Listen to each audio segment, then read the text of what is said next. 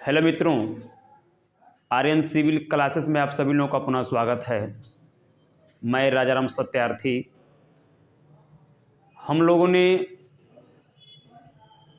पिछले वाले वीडियो में पंचायती राज के अंतर्गत पढ़ रहे थे, समितियों के बारे में समितियां पढ़ लिए थे।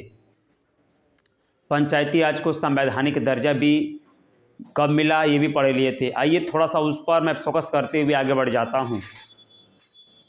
मैं बताया था आप लोगों को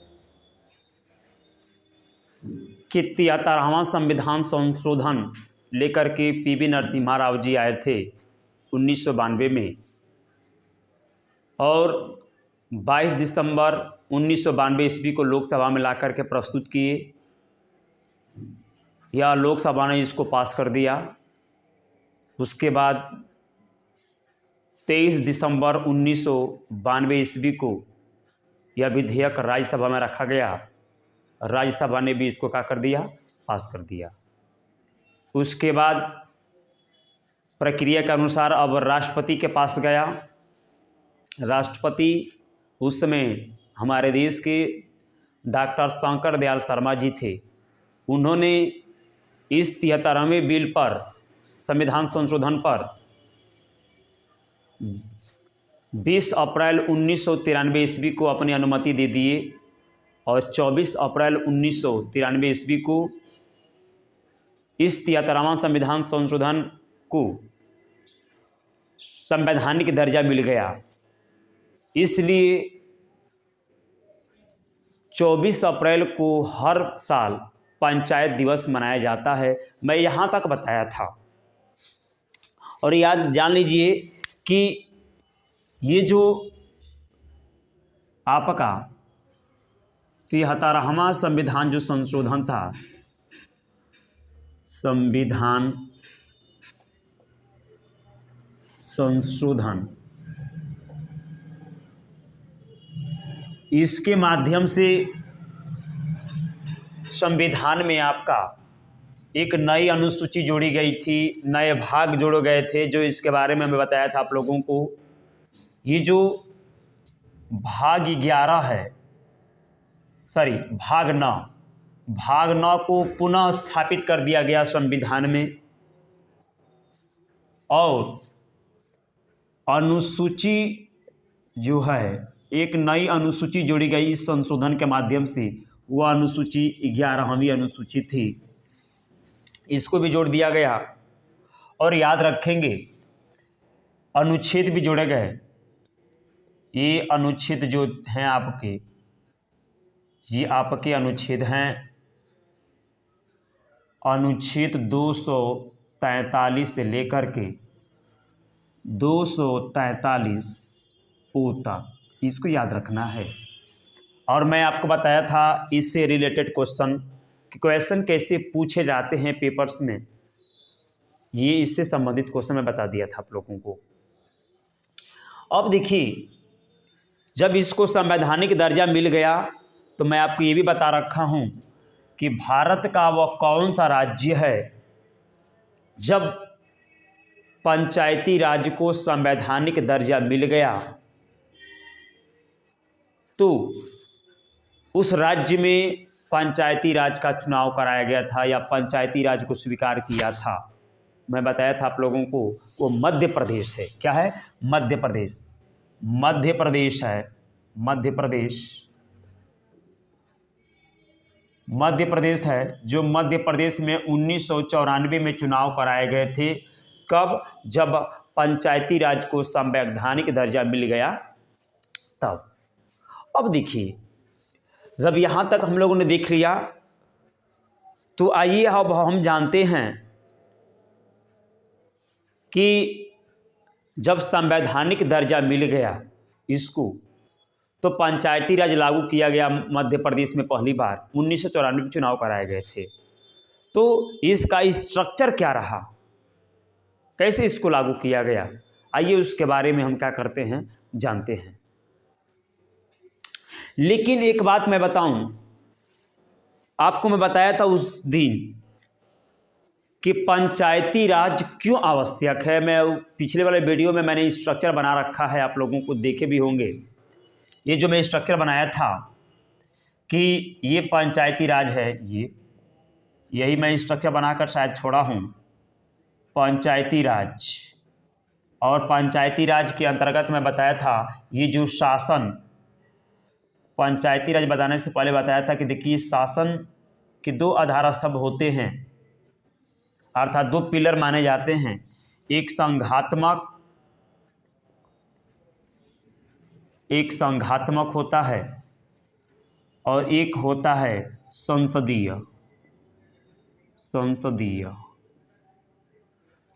देखिए मैं बताया था आप लोगों को कि जो संघात्मक है, संघात्मक के अंतर्गत एक होता है संघ के लिए और एक होता है जो राज्य के लिए। ये जो संघ होता है ये आपका दिल्ली में है। दिल्ली में बैठे भारत के प्रत्येक राज्यों में, दिल्ली में, महाराष्ट्र में, उत्तर प्रदेश में, बिहार में, पश्चिम बंगाल में, भारत के हर राज्यों में वहीं से बैठे बैठे शासन का संचालन करता है, नेतृत्व करता है। और ये जो राज्य है जिसको प्रदेश कहते हैं, इसमें विधानमंडल, प्रत्येक राज्य की एक विधानमंडल होती है। वे उसके माध्यम से विधायक लोग क्या करते हैं, शासन का संचालन करते हैं। तो जरा आप ये बताइएगा कि मैंने बताया था कि अगर किसी गांव में, समझिएगा, देखिए मैं बता रहा हूं कि पंचायती राज का क्या इंपॉर्टेंस है, क्या महत्व है। जरा सोचिएगा कि किसी गांव में किसी व्यक्ति का आवास बनवाना है या किसी व्यक्ति को क्या दिक्कतें हैं, क्या ये यहाँ से संसद के एमपी जो होते हैं, मेंबर ऑफ पार्लियामेंट, सांसद, क्या ये लोग इसको गेस कर सकते हैं कि किसको दिक्कत है, किसको दिक्कत नहीं है? या अब इस सांसद होकर के ये आप आकर के आपके गांव में मेड़बंदी करवाएं, इसके साथ साथ नहरों को खेतों से जोड़ें, खड़िंजा बिछवाएं, शौचालय का घर घर निर्माण करवाएं। तो जरा आप ये जरा सोचिए कि अगर सांसद होकर के अगर ये काम करेंगे तो वो बड़े कार्य कौन करेगा?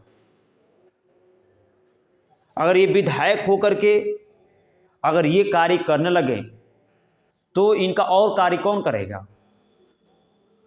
जरा सोचिए।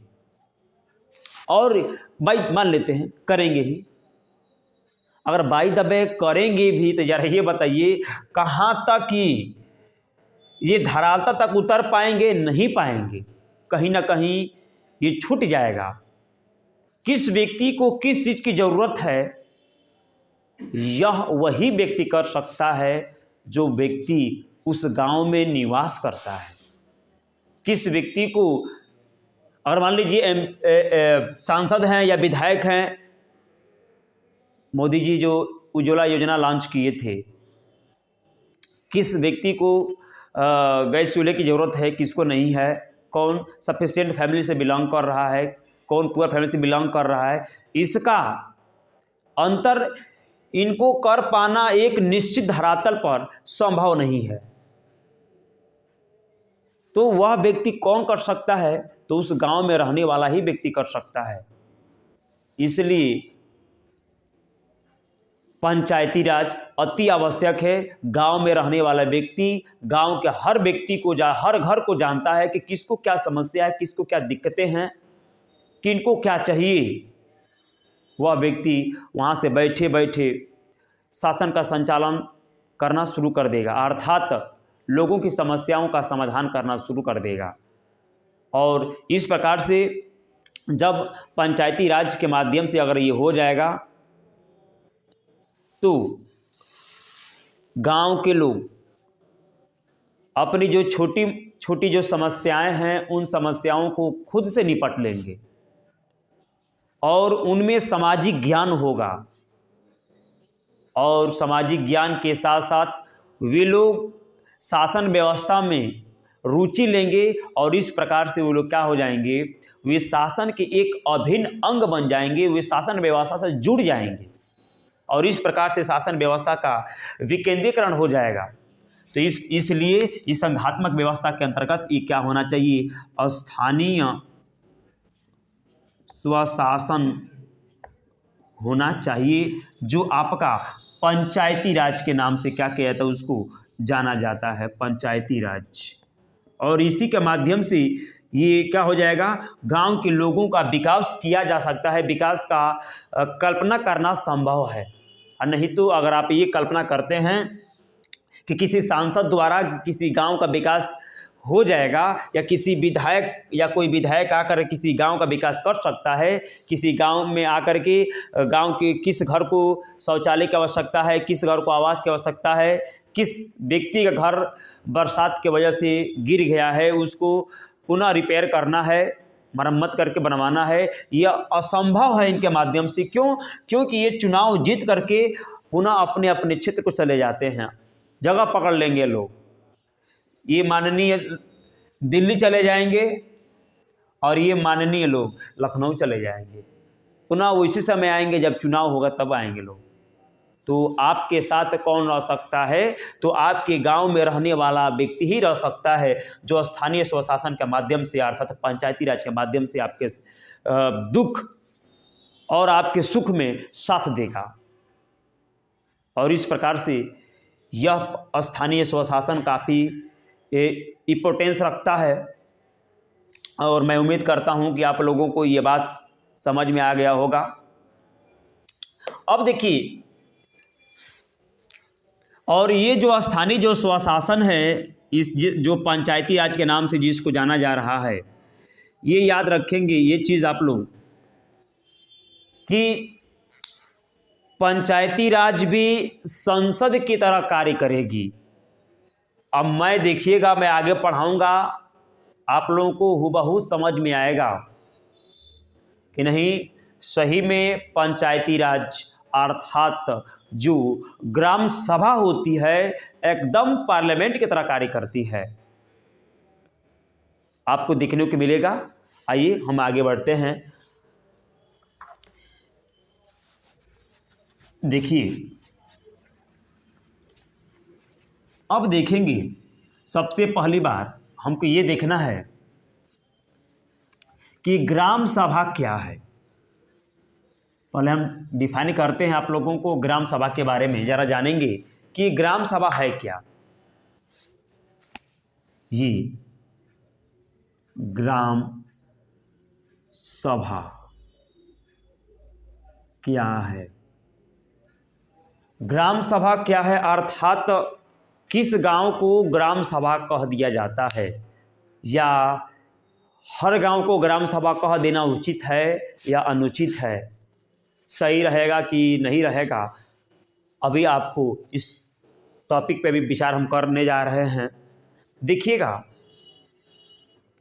सबसे पहली बात आप याद रखेंगे कि ग्राम सभा हर गांव को नहीं कह सकते हैं। क्यों नहीं कह सकते हैं, अभी आपको जानने को मिलेगा। तो सबसे पहले हम ये जानेंगे कि ग्राम सभा कहते किसे हैं। तो याद रखिएगा कि किसी ग्राम में या किसी गांव में निर्वाचित नामावली में दर्ज सभी व्यक्तियों को सामूहिक रूप से ग्राम सभा कहा जाता है। मैंने क्या बोला है, मैंने बोला है कि किसी ग्राम या गांव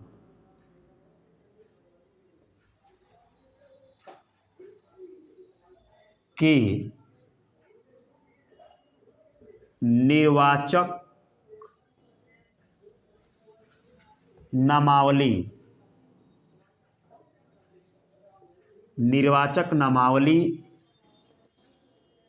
में दर्ज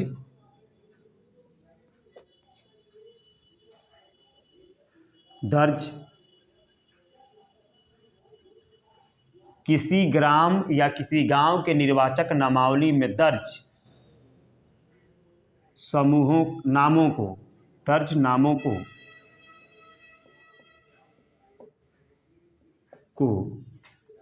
सामूहिक रूप से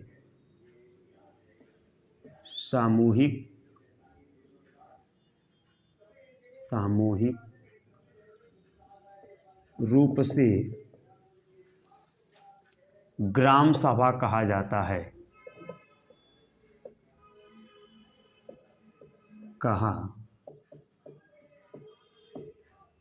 है। देखिएगा मैंने क्या बोला, किसी ग्राम या किसी गांव के निर्वाचक नामावली में, एक पॉइंट डिनोट करिएगा कि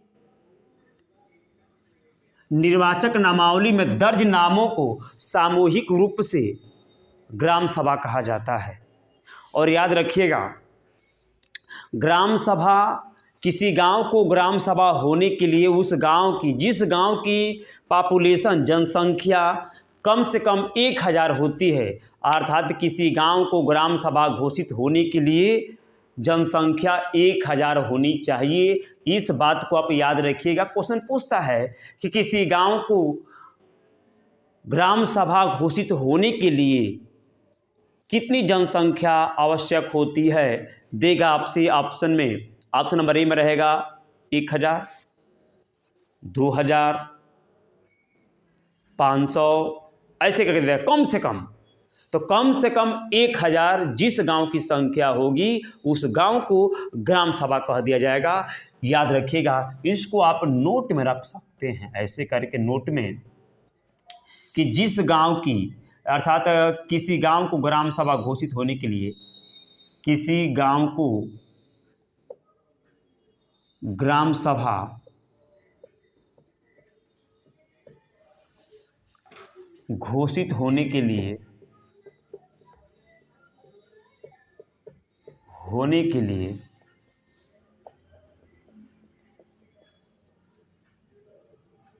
1000 जनसंख्या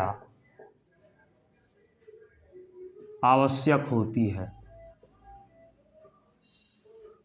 है। इसको याद रखना आप लोगों को, होती है। अब देखिए, ये तो मैंने बताया आप लोगों को ग्राम सभा के बारे में। अब देखेंगे, ये तो रहा आपका ग्राम सभा। आइए हम जानते हैं कि ग्राम सभा जो होता है, इसके अंतर्गत पंचायती राज का गठन कैसे होता है। अर्थात जब 73वां संविधान संशोधन के माध्यम से पंचायती राज को संवैधानिक दर्जा मिल गया, तो किस स्तरीय द्वारा या किस स्तर पर पंचायती राज को लागू किया गया, जरा इसके बारे में जानेंगे हम लोग। तो याद रखिएगा आप लोग, इसके अंतर्गत 343 बी और सी के तहत पंचायतों का गठन और संरचना के बारे में डिफाइन किया गया है, अर्थात उसको परिभाषित किया गया है। आइए हम जानते हैं पंचायतों का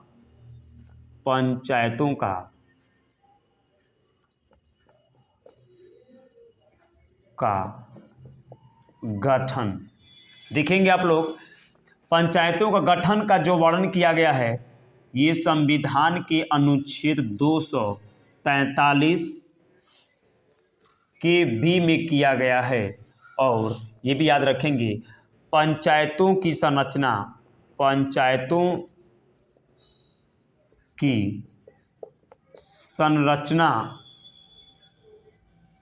का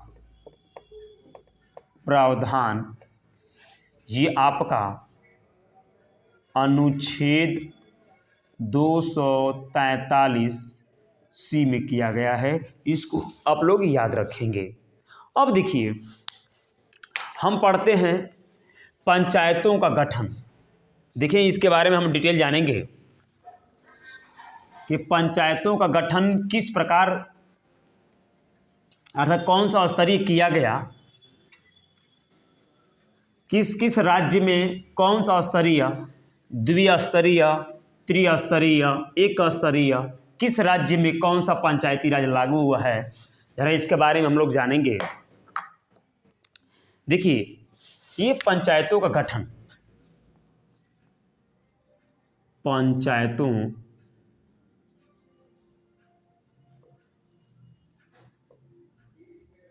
का गठन मैं बता दिया हूं, ये आपका अनुच्छेद 243 बी है। और इसके अंतर्गत आप लोग रचना भी ले लीजिए, पंचायतों का गठन और रचना दोनों ले लीजिए, इसमें बढ़िया रहेगा, साथ साथ समझ लेंगे इसको।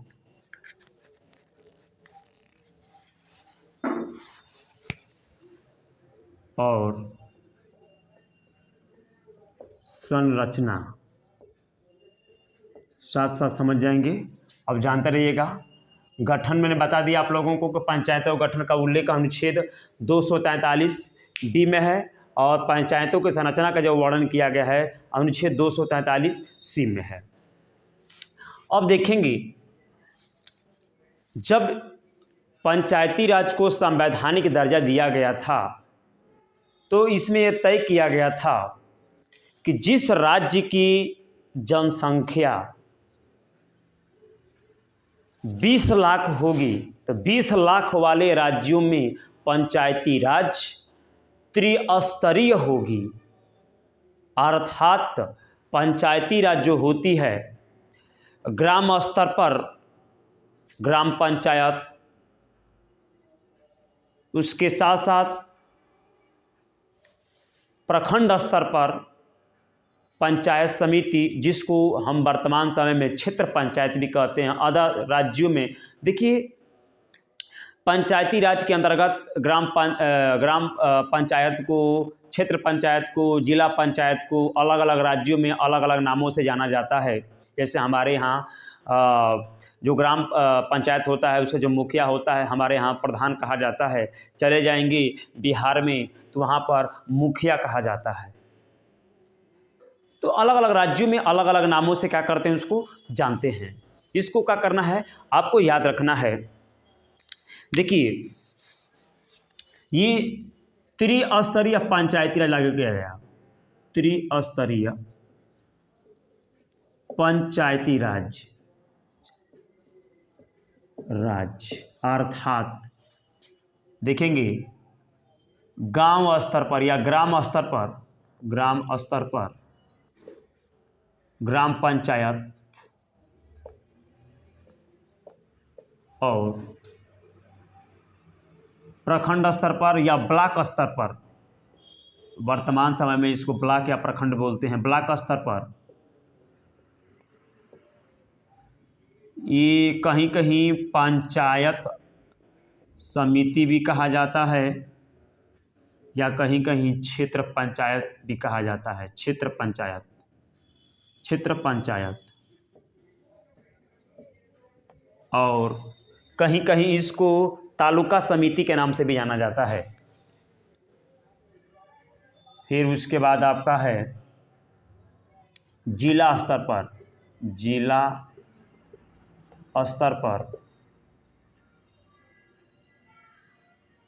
जिला पंच या जिला परिषद।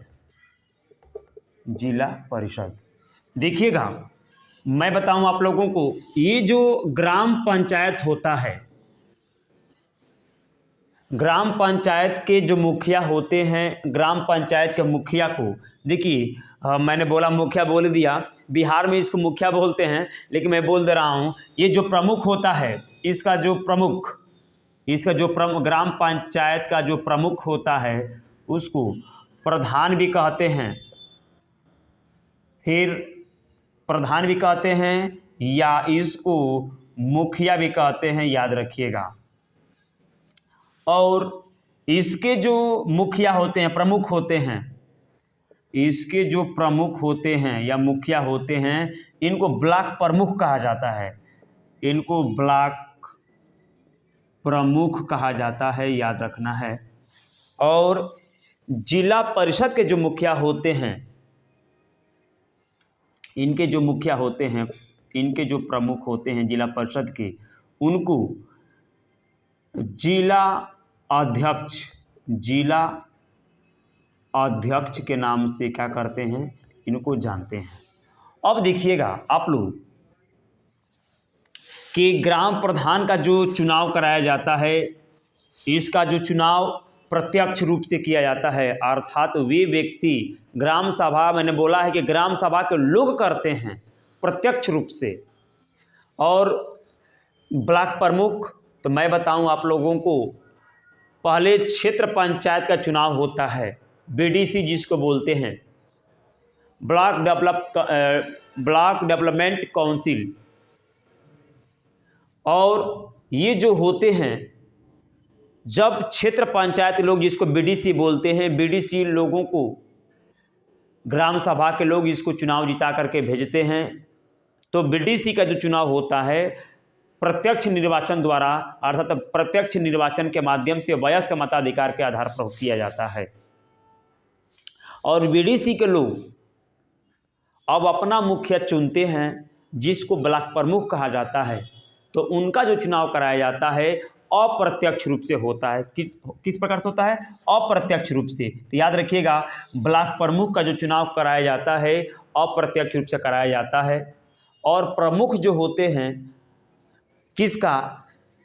जिला परिषद का, जिसको बोलते हैं जिला अध्यक्ष। तो जिला अध्यक्ष के अंतर्गत सबसे पहले जिला परिषद के मेंबरों का चुनाव कराया जाता है, जिनको जिला पंचायत सदस्य बोलते हैं। जिला पंचायत सदस्यों का चुनाव वयस्क मताधिकार के आधार पर प्रत्यक्ष निर्वाचन प्रणाली द्वारा किया जाता है। जैसे मान ली मैंने बताया है कि ये प्रधानी का चुनाव होता है या मुखिया का जो चुनाव होता है, इसका चुनाव वयस्क मताधिकार के आधार पर प्रत्यक्ष रूप से होता है। उसी प्रकार से क्षेत्र पंचायत के सदस्यों का चुनाव यानी कि बीडीसी का चुनाव वयस्क मताधिकार के आधार पर कराया जाता है। फिर उसी प्रकार ये चीज़ जो होता है जिला पंचायत का जो जिला अध्यक्ष के सदस्य होते हैं जिला परिषद के, उनका चुनाव भी वयस्क मताधिकार के आधार पर प्रत्यक्ष रूप से होता है। जब जिला पंचायत लोग सदस्य बन जाते हैं, जिला पंचायत के सदस्य लोग अब अपने में से अपना एक मुखिया चुनते हैं, प्रमुख चुनते हैं, जिसको जिला अध्यक्ष कहा जाता है। तो जिला अध्यक्ष का चुनाव कैसे होता है? तो बात तो स्पष्ट हो गया होगा आप लोगों को कि जिला अध्यक्ष का चुनाव अप्रत्यक्ष रूप से जिला पंचायत के सदस्यों द्वारा कराया जाता है। अब देखिएगा,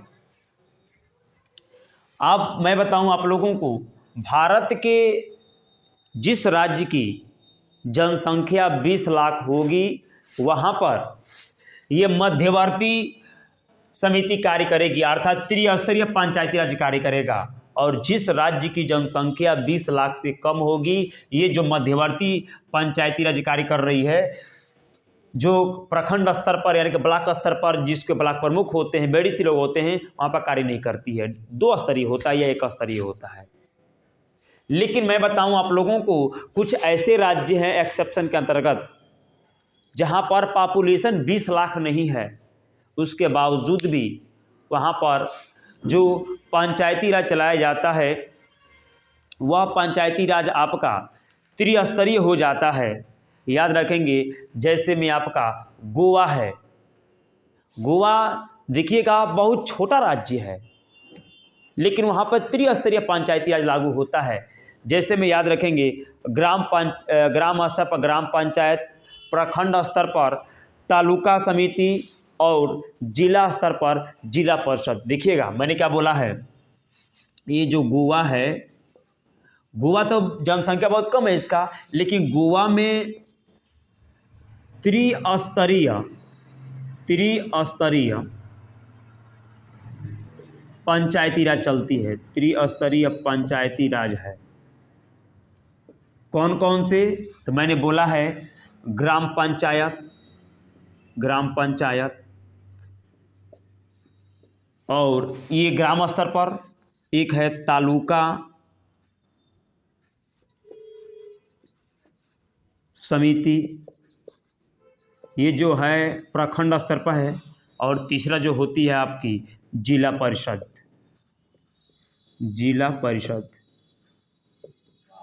ये जिला स्तर पर होता है। लेकिन एक बात याद रखिएगा, देख लीजिए इनकी जनसंख्या कितनी कम है, उसके बावजूद भी यहाँ पर त्रिस्तरीय पंचायती राज लागू किया गया है।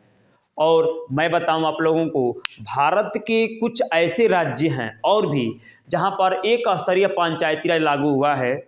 जैसे मैं बताऊं आप लोगों को, केरल है, जम्मू कश्मीर है, त्रिपुरा है, मणिपुर है, सिक्किम है। वहाँ पर आपका एक स्तरीय पंचायती राज है जो ग्राम पंचायत के नाम से जाना जाता है, याद रखेंगे, ठीक। और अदर जो राज्य हैं, जैसे मैं बताऊं आप लोगों को, मेघालय है, मिजोरम है, नागालैंड है, यहाँ पर पंचायती राज लागू नहीं है।